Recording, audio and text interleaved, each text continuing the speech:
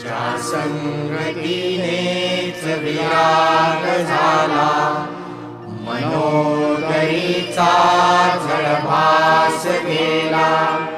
साक्षात परात्मा मज भेटविला, विसरू कसा मी गुरुपादुकाला.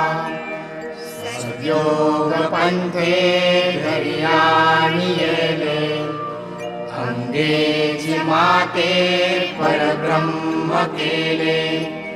प्रचंड तो बोधरवी उदेला, विसरू कसा मी गुरुपादुकाला.